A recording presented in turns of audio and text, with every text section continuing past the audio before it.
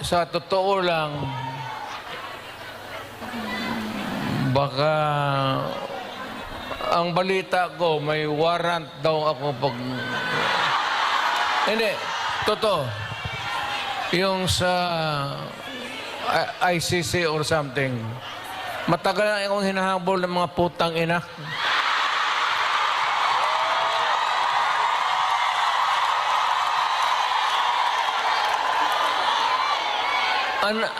Ano man ang kasalanan ko, na ginawa ko man ang lahat sa panahon ko para may konting katahimikan at mapayapa ang buhay ng Pilipino. Ang problema nito, ewan ko kung ang tingin ng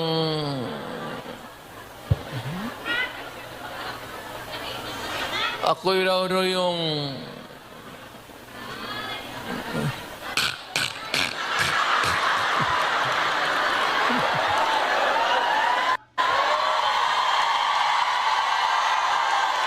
o ganito na lang.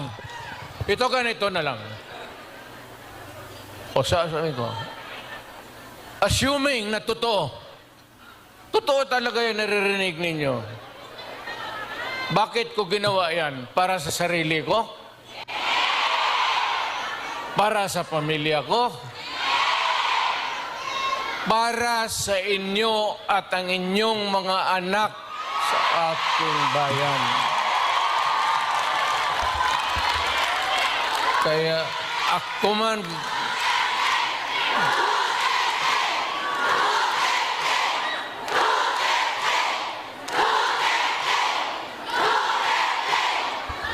ang higiin ko na lang sa inyo, total, kung ganito man talaga ang swerte ko sa buhay, okay lang, tatanggapin ko yan.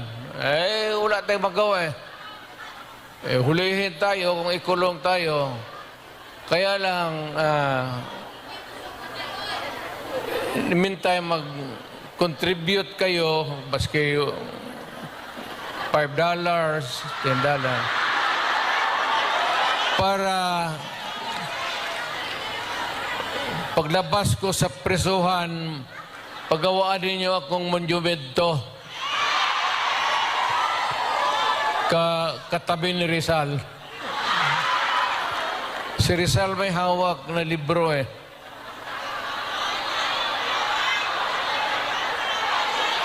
Akin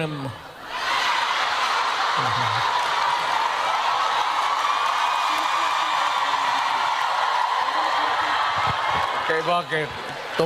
Tumahimik ba ang bayan natin kung Pilipinos hold up dito, hold up. Wala nang ginawa ko ini.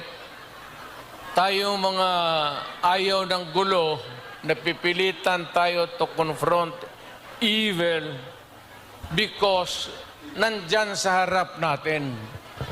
Sino ba naman gustong pumatay? Putang inang yan.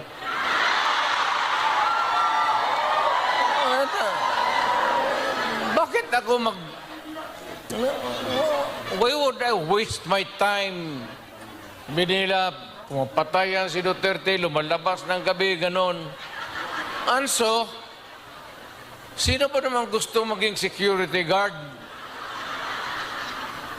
Na ang kinuha ko, law.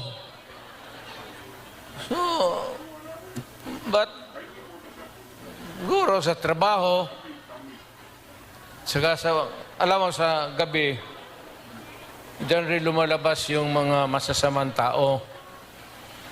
At diyan rin lumalabas yung nakakatakot na magandang babae sa buong bayan.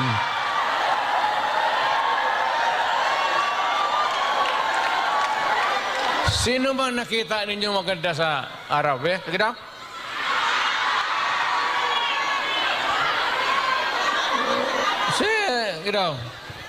Sa araw.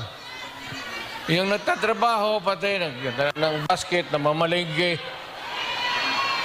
Pero pagkagabi, makita mo lumalabas mga anghel